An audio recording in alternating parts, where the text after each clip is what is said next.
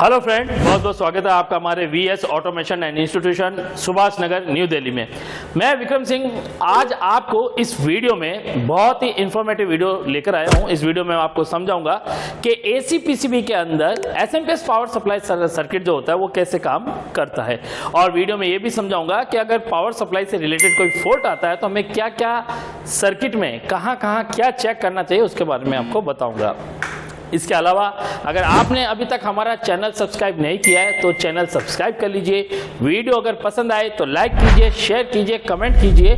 और अगर आपको भी कोई AC, fridge, washing machine, microwave, LCD, LED TV या इसके अलावा VRV, VRF, cassette AC, ductable AC, tower AC, इन सभी का काम सीखना है, पीसीबी या मैकेनिकल, तो स्क्रीन पे दिए नंबर पे कॉल कर सकते हैं। और इसके अलावा हमारे पास वीएफडी, सर्वर ड्राइव, पीएलसी और एचएमआई का कोर्स कराया जाता है। अगर आप भी इनमें से कोई भी इलेक्ट्रॉनिक कोर्स सीखना चाहते हैं तो स्क्रीन पे दिए नंबर पे कॉल करके कोर्स से रिलेटेड सारी जानकारी ले सकते हैं। कोर्स फीस कितनी है, टाइम ड्यूरेशन कितना है, पर डे क्लास कितने टाइम होते हैं, ये सारी जानकारी आपको मिलेंगी। तो चलिए फ्रेंड, बिना समय गवाए शुरू करते हैं हम एसएमपीएस सेक्शन के बारे में। एसी पीसीबी के अंदर मोस्टली वैसे 3 तरह की पावर सप्लाई बनाई जाती है। एक पावर सप्लाई हमारी लीनियर पावर सप्लाई होती है, दूसरा हमारा एसएमपीएस पावर सप्लाई होती है और तीसरी हमारी बक कन्वर्टर पावर सप्लाई होती है। तो मोस्टली ज़्यादातर जो इन्वर्टर एसी के अंदर यूज करने वाली पावर सप्लाई होती है वो होता है SMPS power supply. SMPS power supply की सबसे अच्छी खासियत क्या होती है? ये खासियत होती है कि वो लीनियर के मामले में 90 वोल्ट से लेकर, जैसे लीनियर पावर सप्लाई क्या होती है कि अगर इनपुट में एसी वोल्ट हमारे कम आ रहे हैं तो उसके आउटपुट वोल्टेज भी कम आना शुरू हो जाते हैं। और अगर इनपुट में जो एसी वोल्ट हमारे 220 वोल्ट आते हैं अगर उससे हाई आने लग जाए तो आउटपुट में भी जो वोल्टेज है उसका वो बढ़ जाता है।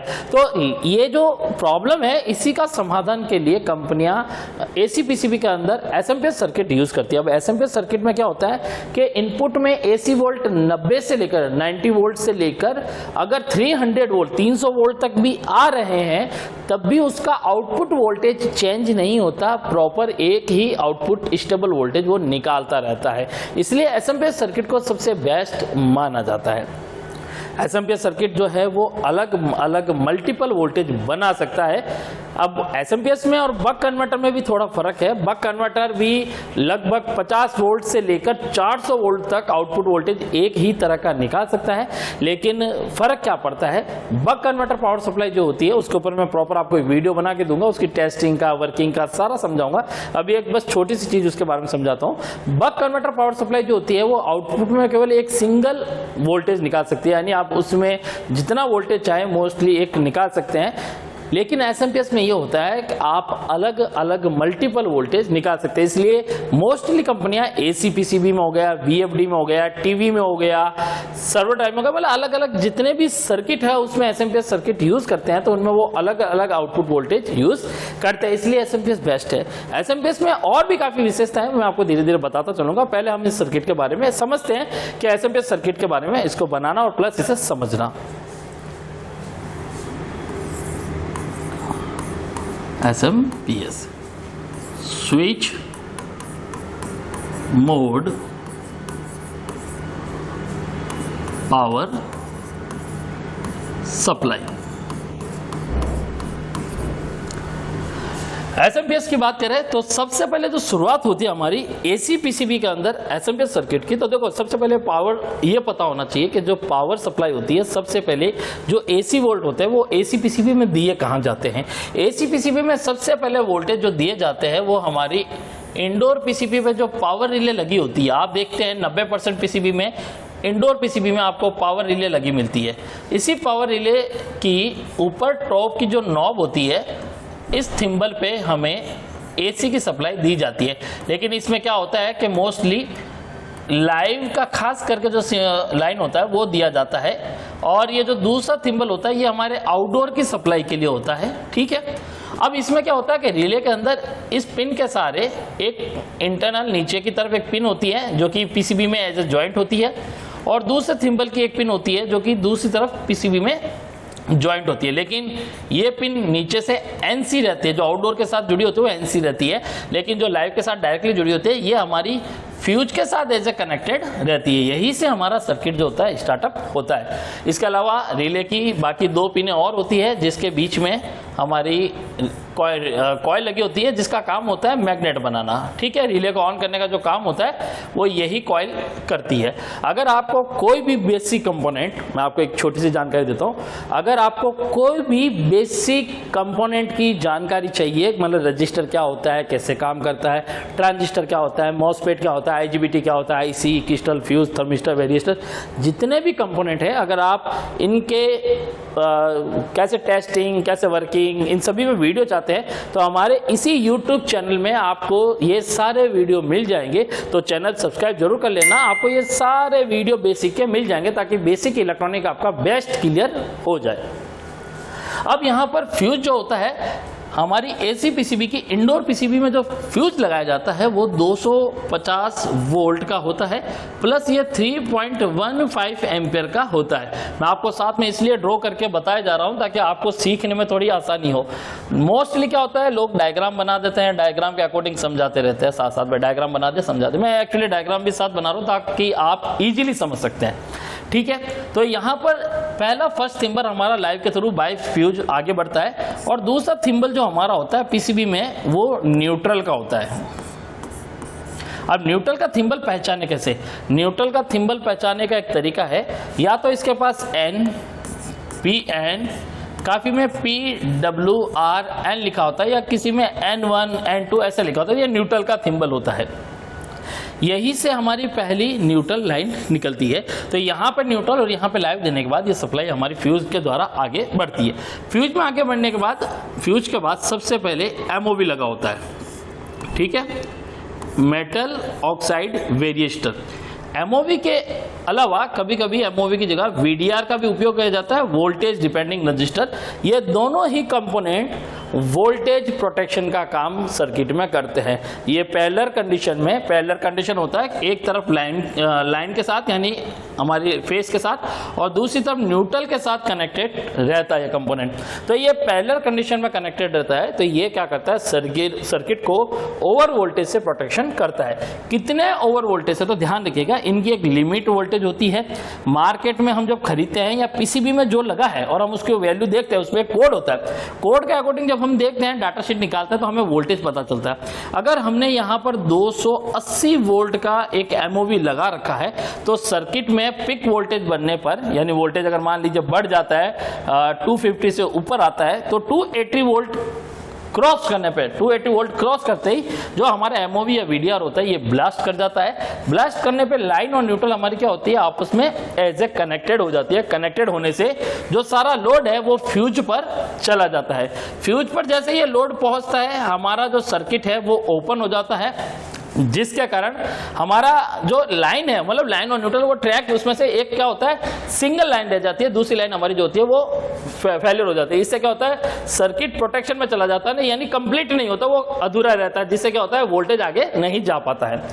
इसके बाद एमओवी के बाद सर्किट में एक हमारे नॉन पोलर कैपेसिटर लगा होता है। ये नॉन पोलर कैपेसिटर जो होता है, ये बनावट में जैसे कि आपको इमेज में नजर आ रहा होगा, इमेज में जो आपको कैपेसिटर नजर आ रहा है, ये कैपेसिटर, ये इमेज में इस टाइप के कैपेसिटर लगे होते हैं। ये X2 और X3 सीरीज के होते हैं। ये कैपेसिटर 250 वोल्ट से लेकर 275 या 300 वोल्ट तक के सर्किट में लगाए जाते हैं। इन कैपेसिटर का काम होता है एसी वोल्ट को फिल्टर करने का काम होता है। इसके अलावा लाइन में आगे आपको कहीं कहीं पे किसी सर्किट में आप देखते हैं आपको रजिस्टर लगी मिलती है हाई वैल्यू की। ये जो हाई वैल्यू की रजिस्टर होती है, इनकी वैल्यू 1 मेगा ओम तक दी जाती है। ये जो रजिस्टर होते हैं एक्चुअल में ये जब पावर दे रखा होता है तो स्पाइक कंट्रोल करने का काम करते हैं। एंड देन उसके बाद अगर मान लीजिए कि हमने लाइन ऑफ कर दी है, तो पीसीबी में जब लाइन ऑफ हो जाती है तो यही रजिस्टर यहाँ इस सर्किट को डिस्चार्ज करने का काम करता है। डिस्चार्ज इसलिए किया जाता है, अगर मान लीजिए कैपेसिटर में, लाइन में या कहीं वोल्टेज रह जाता है तो वो पूरे डिस्चार्ज हो जाए, ताकि प्लग आउट करने के बाद उस पिन के थ्रू किसी ह्यूमन को, इंसान को कोई अर्थिंग झटका, करंट का झटका या ना लगे, उसके प्रोटेक्शन के लिए ये लगाया जाता है ताकि ये जल्दी से लाइन को डिस्चार्ज कर सके। इसके बाद सर्किट में लगे होते हैं हमारी लाइन कॉइल। ये लाइन कॉइल जो होती है ये ड्यूल कॉइल होती है। ये लाइन और न्यूट्रल दोनों पे कनेक्टेड रहती है। एक्चुअली ये ड्यूल इसलिए लगाई जाती है कि अगर कोई घर में लाइन और न्यूट्रल यानी फेस और न्यूट्रल को बदल देता है, वायर निकाल के बच्चों ने प्लग आउट चेंज कर दिया या किसी ने भी लाइन न्यूट्रल बदल दिया है, तब भी हमारी जो कॉइल है वो एक तरफ से दूसरी तरफ यानी ऑटोमेटिक फेस चेंज करने पे दूसरी वाली लाइन में जैसे ही करंट गुजरता है वो काम करना शुरू कर देती है। लाइन कॉइल का काम होता है यहाँ पर एसी वोल्ट के अंदर आने वाली अनवांटेड जो फ्रीक्वेंसी होती है उसे फिल्टर करने का काम करता है। जितने भी अनवांटेड सिग्नल हमारी एसी की EMI सेक्शन के थ्रू होकर निकलते हैं, इस कॉइल के थ्रू होकर निकलते हैं, वो सारे सिग्नल यहाँ पर एब्जॉर्ब कर लिए जाते हैं। इसे हम EMI कॉइल कहते हैं। इसी कारण हमारे इस सेक्शन का नाम यानी स्टार्टअप से लेके अभी कॉइल तक इसे EMI सेक्शन कहा जाता है। EMI का जो फुल फॉर्म होता है वो होता है इलेक्ट्रोमैग्नेटिक इंटरफेरेंस। इस सेक्शन का काम होता है वो ओवर वोल्टेज प्रोटेक्शन करना, एसी वोल्ट फिल्टर करना, अनवांटेड सिग्नल को रोकना। इसके बाद प्योर एसी हमारे यहाँ से आगे जाता है, वो जाता है हमारा ब्रिज रेक्टिफायर पे। तो ब्रिज रेक्टिफायर में कभी कभी हमें यहाँ पर 4 डायोड लगे मिलते हैं।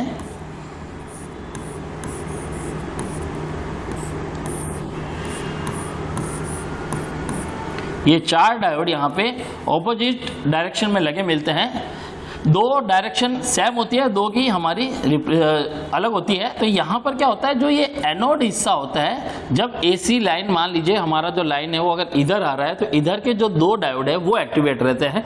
इसमें क्या होता है, जैसे ही ये डायोड की तरफ हमारा एसी वोल्ट जाता है तो एनोड हिस्सा कैथोड की तरफ पॉजिटिव को आउट करता है और जो कैथोड हिस्सा होता है वो एनोड की तरफ नेगेटिव को आउट करता है। तो सेम कंडीशन दोनों में जब लाइन चेंज होती है तो इनमें काम करती है। तो इसलिए इनकी लाइनों का क्या होता है, आपस में जोड़ दिया जाता है। तो इधर की जो 2 लाइनें हैं वो जोड़ दी, उधर की 2 लाइनें, तो इधर से जो हमारा आउटपुट होगा वो हमारा पॉजिटिव होगा और इधर से जो हमारा आउट होगा वो नेगेटिव होगा। अब यहाँ पर क्या होता है कि इधर एक कैपेसिटर लगाया जाता है डीसी बनने के बाद। ध्यान रखिएगा, मैं आपको कुछ यहाँ पर एक चीज़ समझाता हूँ। डायोड द्वारा जब एसी से डीसी बन जाता है तो वो प्योर डीसी नहीं होता, वो एक तरह से हम बोले तो अशुद्ध डीसी होता है। एक होता है शुद्ध डीसी और एक अशुद्ध डीसी। यहाँ पर एक्चुअल में क्या होता है, डायोड का काम है कि जो हमारा एसी वोल्ट है, इस एसी वोल्ट को जो वो डायरेक्शन के according forward and reverse electron को बाईपास करता है, तो पॉजिटिव और नेगेटिव इलेक्ट्रॉन अलग तो हो जाते हैं लेकिन इनके बीच का जो गैप है वो लगातार बनता रहता है। इन्हीं गैप को ख़त्म करने के लिए और करंट को स्मूथ करने के लिए कैपेसिटर लगाया जाता है। कैपेसिटर लगने के बाद जो ये करंट है ये हमारा स्मूथ हो जाता है, यानी इनके अंदर जो रपल्स है वो अब नहीं रहती है। इसीलिए कैपेसिटर लगाना बहुत ज़रूरी होता है। अगर हम कैपेसिटर नहीं लगाएंगे तो इलेक्ट्रॉन के बीच का जो गैप है वो लगातार बना रहेगा। इसीलिए कैपेसिटर लगाया जाता है, डीसी में डीसी का, एसी में एसी का, ताकि इलेक्ट्रॉन के बीच का जो गैप है वो ख़त्म किया जा सके और प्योर उस वोल्टेज को बनाया जा सके। यहाँ पर जो वोल्टेज हमारा बनेगा वो करीबन 300 वोल्ट अराउंड डीसी होता है। तो 300 वोल्ट अराउंड डीसी होने के कारण हमारे जो कैपेसिटर ब्रिज रेक्टिफायर के बाद एसएमपीएस में यूज किए जाते हैं, या तो वो 400 वोल्ट के होते हैं या वो 500 वोल्ट के होते हैं। अब एसी में क्या होता है कि 400 और 500 वोल्ट दोनों टाइप के, 400 से लेकर 450 500 के आसपास यूज होते हैं, लेकिन इनकी जो कैपेसिटी होती है वो निर्भरता करती है पीसीबी में रिक्वायर्ड मोटर के आधार पे।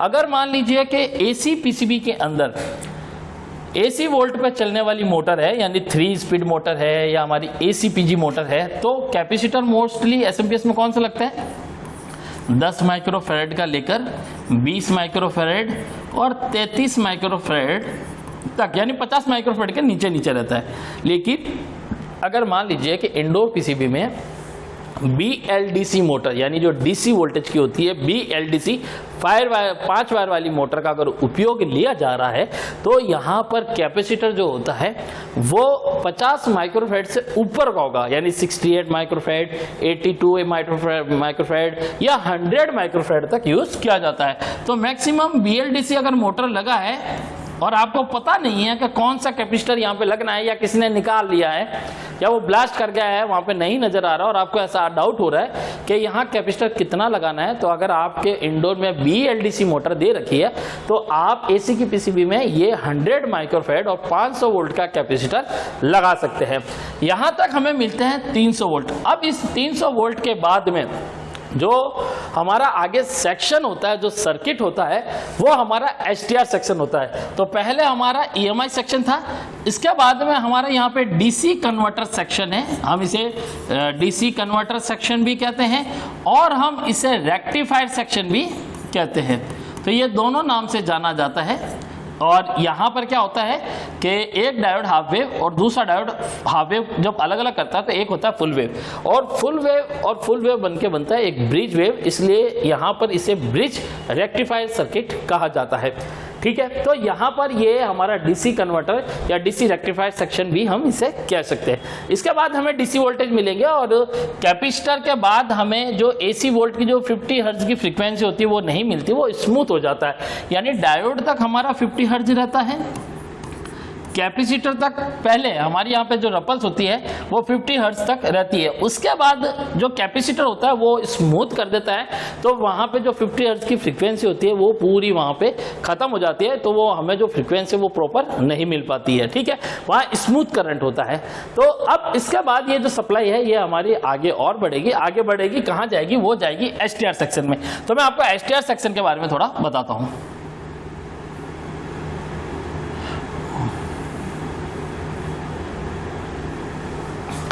अब यहाँ पर STR सेक्शन में क्या लगा होता है, हम STR सेक्शन कैसे पहचानते हैं? देखिए, एक SMPS सेक्शन के अंदर यानी एक पावर सप्लाई के अंदर सबसे जरूरी उसका जो पार्ट है वो STR सेक्शन से रिलेटेड है। क्या है? ट्रांसफार्मर। SMPS सेक्शन के अंदर जो ट्रांसफार्मर यूज किया जाता है वो DT ट्रांसफार्मर होता है। एक हमारा लीनियर होता है, एक DT होता है, एक CT होता है, क्योंकि मोस्टली ACPCB में यही यूज किया जाता है। तो DT ट्रांसफार्मर होता है उसी का उपयोग हमारे SMPS सेक्शन में किया जाता है। अब इस SMPS सेक्शन में यूज होने वाले DT ट्रांसफार्मर में सबसे जरूरी चीज क्या है, आप इसको समझिए। किसी भी ट्रांसफार्मर का जो वाइंडिंग का नियम है वो क्या है? एक तो प्राइमरी कॉइल होगी उसके अंदर, और दूसरी उसमें क्या होगी? एक सेकेंडरी कॉइल होगी। ठीक है, प्राइमरी एंड सेकेंडरी यही होता है हमारे कॉइल के अंदर, लेकिन इसके अलावा एक्स्ट्रा कॉइल होती है, ऑक्सिलरी होती है, सेकेंडरी का भी मल्टीपल होती है। मोस्टली तो देखो प्राइमरी है। अगर किसी SMPS सेक्शन की, SMPS की भी बात नहीं है, लीनियर में भी यही नियम है, अगर प्राइमरी काम नहीं कर रही है तो सेकेंडरी काम नहीं करेगी। तो प्राइमरी को काम कराने के लिए एक नियम समझिए। यहाँ कैपेसिटर पर हमें DC वोल्ट मिल रहे हैं, तो इस चीज को थोड़ा समझिएगा। जो ट्रांसफार्मर की प्राइमरी कॉइल है वो बिना फ्रीक्वेंसी वर्क नहीं करेगी और DC वोल्ट में फ्रीक्वेंसी नहीं है, तो यहाँ पर फ्रीक्वेंसी जनरेट की जाती है, इतनी हाई फ्रीक्वेंसी जनरेट की जाती है कि आउटपुट का वोल्टेज जितना चाहे उतना बना सकते हैं और लगातार उसे चेंज करके हम उसको बना सकते हैं। तो यहाँ पे क्या होता है कि जो मेन सप्लाई होती है 300 वोल्ट की पॉजिटिव लाइन, ये सीधी पॉजिटिव लाइन हमारे ट्रांसफार्मर की प्राइमरी कॉइल के अंदर इनपुट होती है। अब प्राइमरी कॉइल में ये इनपुट होने के बाद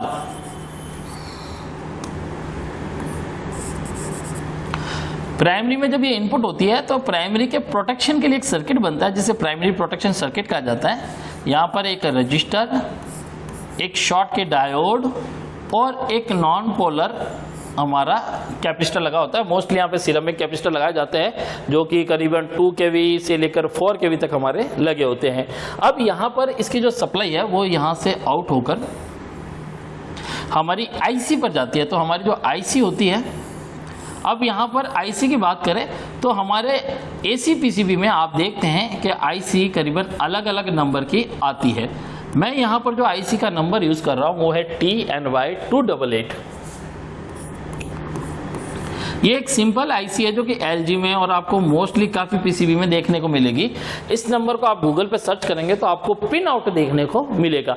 अब पिन आउट पे आप देखेंगे इसकी जो ड्रेन पिन होती है, ये ड्रेन पिन होती है, ये सारी हमारी सोर्स पिन होती है। तो जितनी सोर्स पिन होती है ये सारी ग्राउंड से कनेक्टेड होती है, और जो ड्रेन पिन होती है ये हमारी इस प्राइमरी कॉइल की, जो प्राइमरी कॉइल का जो दूसरा टर्मिनल होता है ना, क्योंकि टर्मिनल 2 ये है, टर्मिनल 1 ये है, तो टर्मिनल जो 2 होता है वो हमारे इस ड्रेन पिन से एज ए कनेक्टेड रहता है। ये ड्रेन पिन से हमारा कनेक्टेड है। तो जब इस IC को ग्राउंड और ड्रेन पिन के सहारे 300 वोल्ट के आसपास मिलता है तो इस IC में पता क्या है, इस IC के अंदर, इस IC को हम SMPS IC, SMPS STR IC, switching IC, regulation IC, मतलब स्विचिंग रेगुलेशन IC, मतलब अलग अलग नाम से जानते हैं इसको। तो ये जो IC है ना, ये करती है स्विचिंग खास करके।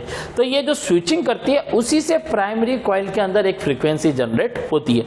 अब ये स्विचिंग जो करती है उसमें होता क्या है, एक्चुअली इस IC के अंदर एक ड्राइवर PWM सर्किट होता है और साथ में होता है मॉसफेट का सर्किट। तो FET जो सर्किट होता है हमारा, फील्ड इफेक्ट ट्रांजिस्टर सर्किट जो होता है वो इस IC के अंदर इनबिल्ट होता है। इसलिए इस IC की एक पिन ड्रेन और एक सोर्स के रूप में आ रखी है। तो ड्रेन और जो सोर्स है, वो सोर्स जो होता है हमारा नेगेटिव से जुड़ा होता है और ड्रेन होता है वो पॉजिटिव से जुड़ा होता है। तो IC को जैसे ये सप्लाई मिलती है ड्रेन पिन के थ्रू, इंटरनल जो PWM सर्किट होता है IC के अंदर का एक सर्किट होता है, IC के अंदर ही होता है, वो क्या करता है, इस ड्रेन पिन के थ्रू सप्लाई मिलने पर स्विचिंग स्टार्ट कर देता है। वो स्विचिंग बराबर हमारी ड्रेन पिन से ही आउट होकर, इसी से आउट होगी और वो कहाँ जाती है, हमारी कॉइल के अंदर। तो कॉइल के अंदर जब ये सप्लाई हमारी मतलब फ्रीक्वेंसी जनरेट होती है तो प्राइमरी यहाँ पर एक मैग्नेटिक फील्ड जनरेट करना शुरू करती है।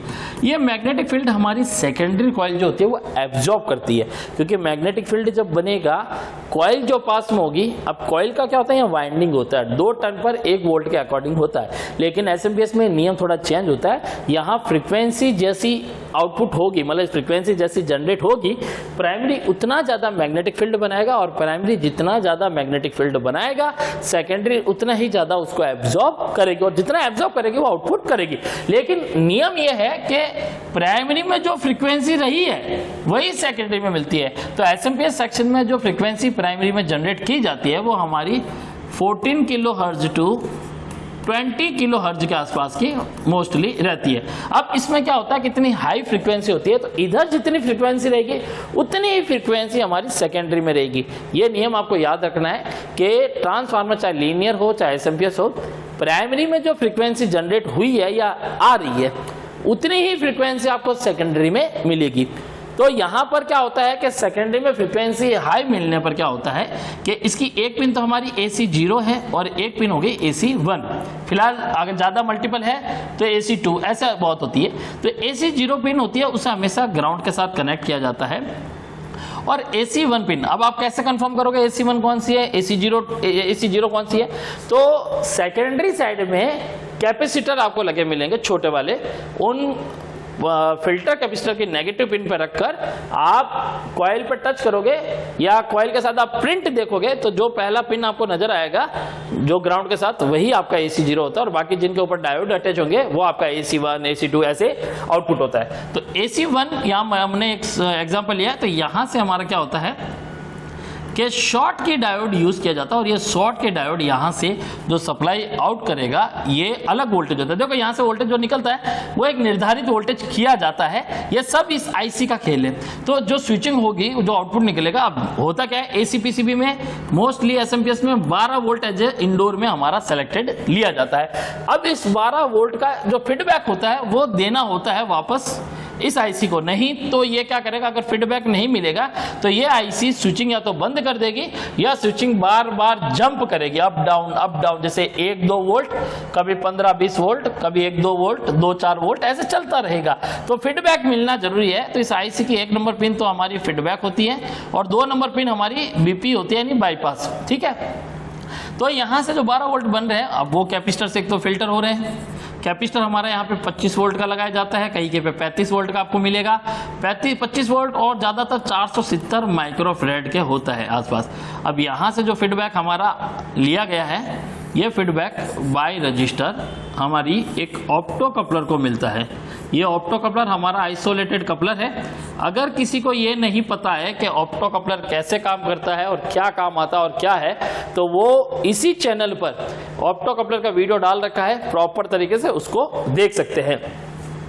अब यहाँ पे ऑप्टो कपलर की 1 नंबर पिन पे ये सप्लाई हमारी डायरेक्टली आती है, 1 नंबर पिन पे बाय रजिस्टर होके। और उसकी जो 2 नंबर पिन होती है ये क्या होता है, हमारी एक रेफरेंस IC होती है, मोस्टली ट्रांजिस्टर की तरह ही दिखती है। इसकी 1 पिन होती है कैथोड, एनोड और R यानी रेफरेंस पिन। तो कैथोड पिन के साथ हमारा 2 नंबर पिन जुड़ा होता है। 1 और 2 के बीच में एक रजिस्टर लगा होता है और एनोड पिन इस आईसी की ग्राउंड होती है। आईसी का जो नंबर होता है वो होता है TL431। आप गूगल पे सर्च करेंगे TL431 तो आपको प्रॉपर इसका नंबर से डाटा शीट मिल जाएगा, ठीक है। अब इसकी जो रेफरेंस पिन है इस पर एक फीडबैक दिया जाता है जो कि इस 12 वोल्ट से ही कनेक्टेड होता है। तो एक पुल अप रजिस्टर और एक पुल डाउन रजिस्टर लगाकर यहाँ पर एक वोल्टेज डिवाइडर बनाया जाता है R1 और R2 की मदद से, और वो डिवाइडर बनाकर R1 पिन पर दिया जाता है। तो यहाँ पे R पिन पे जितना वोल्टेज मिलेगा, यानी रेफरेंस पिन पे जितना वोल्टेज मिलेगा, उतना ही वोल्टेज मिलने पर कैथोड और एनोड के बीच में करंट का फ्लो बनेगा, जिसके कारण ये एलईडी क्या करेगी, ग्लो करेगी। जितना एलईडी ग्लो करेगा 3 और 4 से फीडबैक उतना ही हमारी आईसी के लिए जाता है। तो यहाँ पर जो 3 नंबर पिन होती है वो ए मीटर पिन है, वो हमारी ग्राउंड से कनेक्टेड होती है। 4 नंबर पिन हमारी कलेक्टर है जिसका फीडबैक सीधा आईसी की फीडबैक पिन पर जाता है। तो यहाँ पर जितना आउटपुट वोल्टेज हमारा बनेगा उसके अकॉर्डिंग फीडबैक हमारी 1 और 2 नंबर पिन पे मिलता है ऑप्टोकपलर की, जो कि TL431 रेफरेंस आईसी के थ्रू कंट्रोल करता है। तो जितना फीडबैक यहाँ पर 3 और 4 नंबर पिन पर बाई 1 और 2 के थ्रू मिलेगा, जैसे 1 और 2 पे जितना वोल्टेज हमें मिल रहा है और यहाँ से करंट हमारा जितना इस आईसी के थ्रू फ्लो हो रहा है, एलईडी की लाइट उतनी जल रही है, और जितनी लाइट जलेगी 3 और 4 का फोटो ट्रांजिस्टर उतना ही काम करेगा। जितना ही एक्टिवेट होगा उतना ही फीडबैक एमसी को फीडबैक इस आईसी को फीडबैक मिलेगा, ठीक है। तो ये फीडबैक जब मिलेगा तो आईसी उसी के अकॉर्डिंग यहाँ पे ड्रेन में स्विचिंग करवाएगी। और आईसी की जो बीपी पिन होती है जिसे बाईपास पिन बोलते हैं, ये एक कैपेसिटर के थ्रू ग्राउंड से कनेक्टेड होती है। TNY288 में एक सिरेमिक कैपेसिटर लगा होता है जो कि यहाँ पे करंट मेजरमेंट करने का काम करता है। कैपेसिटर अगर आप चेंज करते हैं तो करंट का जो है वो भी चेंज हो जाता है, इसलिए इसको चेंज नहीं करना चाहिए। सेम साइज सेम कलर हो तो लगा दीजिए, बेस्ट रहता है। अगर शॉर्ट है तो, अगर ये शॉर्ट है तो आईसी स्विचिंग नहीं करेगी, इस चीज़ का ध्यान रखना, कभी नहीं करती, इसलिए इसको खास करके स्पेशली चेक जरूर कीजिए। अगर ये कैपेसिटर शॉर्ट है तो स्विचिंग नहीं करेगी आईसी, इसका स्पेशल ध्यान रखना आपने, ठीक है। तो इस तरीके से हमारा ये एसएमपीएस सेक्शन काम करता है और आउटपुट में हमें 12 वोल्ट मिलता है, ठीक है। इसके अलावा अगर मैं बात करूं कि कुछ ट्रांसफार्मर ऐसे आते हैं जिनमें ऑक्सिलरी कॉइल होती है, तो प्राइमरी के साथ एक कॉइल ऐसी जुड़ी होती है जिसका एक पिन इस फिल्टर कैपेसिटर के साथ, ये जो फिल्टर कैपेसिटर में यहाँ पे आपको कलर वाइड कर देता हूं ताकि आपको नजर आए, ये देखिए, ये रेड और ये इसका ब्लैक, ये वाला। तो इसका जो ग्राउंड है और इसका जो ग्राउंड है वो एक होता है भाई, यानी इससे आप पता कर सकते हो कि इसकी ऑक्सिलरी कॉइल कौन सी है। कैपेसिटर के पॉजिटिव से बीप करेगी प्राइमरी और कैपेसिटर के नेगेटिव से बीप करेगी हमारी ऑक्सिलरी। तो ऑक्सिलरी जो आउटपुट करती है वो एक डायोड द्वारा आउट होता है, और ये ऑक्सिलरी जो कॉइल वोल्टेज बनाती है वो 15 वोल्ट बनाती है। अब अगर किसी पीसीबी में BLDC मोटर दिया है, BLDC 5R वाला, तो ये 15 वोल्ट उस BLDC मोटर की VCC पिन के लिए जाता है। तो आपने देखा कैसे ये सर्किट हमारा एसएमपीएस काम करता है। तो अब हमारी बारी आती है कि अगर हम एसएमपीएस चेक करना चाहते हैं तो कैसे चेक करें। तो इसमें एक सिंपल टारगेट है, मैं आपको इसमें टेस्ट पॉइंट देता हूं। नंबर 1 टेस्ट पॉइंट होता है हमारा सबसे पहले आउटपुट नंबर 1, ये टीपी हमारा फर्स्ट है, हमारा 12 वोल्ट बनना चाहिए। अगर किसी एसएमपीएस में आउटपुट में 5 वोल्ट 12 वोल्ट 15 वोल्ट नहीं बनते हैं तो हमारा दूसरा टारगेट होता है कैपेसिटर पे टेस्ट पॉइंट नंबर 2। अगर कैपेसिटर पे हमें 300 वोल्ट मिल रहे हैं तो हमारा EMI section, converter rectifier section okay है। फिर हमें क्या करना है, सेकेंडरी आउटपुट में लगे डायोड, कैपेसिटर, रजिस्टर, ये सब चेक करना है। अगर ये सही है और वोल्टेज कोई भी नहीं बन रहा तो आपका पहला टारगेट ये आईसी होनी चाहिए, इस आईसी को आपको बदल कर देखना है। लेकिन आपको ये लगे कि नहीं वोल्टेज ब्लिंक कर रहा है, जंप कर रहा है, वोल्टेज फ्लक्चुएट कर रहा है, अप डाउन हो रहा है, तो यहाँ पे 2 से 3 चीज़ें हमारी खराब होती है।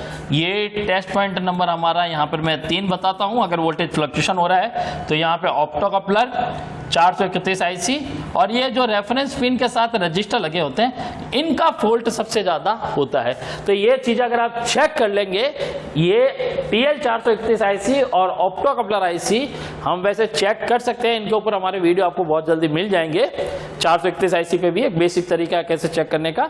और इसके अलावा मार्केट में ये थोड़ी सस्ती होती है, तो आप डायरेक्टली इन्हें रिप्लेस करके देख सकते हैं। इसके अलावा जो रजिस्टर लगे वो आपको जरूर चेक करने हैं, अगर ये खराब है तो हमारा सर्किट जरूर फॉल्ट करता है। तो ये step by step power supply थी, कैसे काम करती है जो मैंने आपको समझाई, और इसे प्रैक्टिकली कैसे चेक करना है मैं आपको ये नेक्स्ट वीडियो में प्रॉपर बताऊंगा। और रिपेयरिंग के लिए जो मेथड है जिसमें हम मॉड्यूलर या रिपेयरिंग का जो नया तरीका है कैसे करते हैं, वो टोटल जो मजेदार तरीका वो आपको नेक्स्ट पार्ट में आपको जरूर बताऊंगा कैसे करना है। अभी इस वीडियो में इतना ही फ्रेंड, मिलूंगा आपसे नेक्स्ट वीडियो में। अभी के लिए धन्यवाद, थैंक यू।